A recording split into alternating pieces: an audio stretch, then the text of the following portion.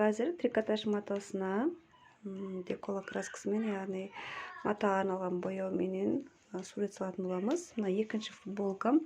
Бұның алдына жұлдыз салайын дедім. Бұны жай әшейін қарапайым осы матаға арналған сабын менен сызып алдым.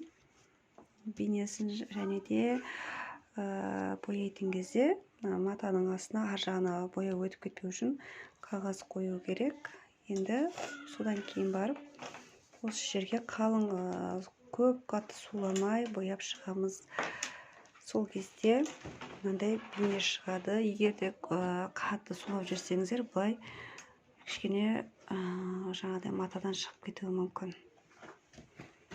Енді бұны кептіру керек. Кептіргеннен кейін, кепкен соң бір суткадан кейін бұны жақсылап үтіктеп, одан кейін жуа береміз. Сол кезде біздің матаға салған бояуымыз берік болып тұрады.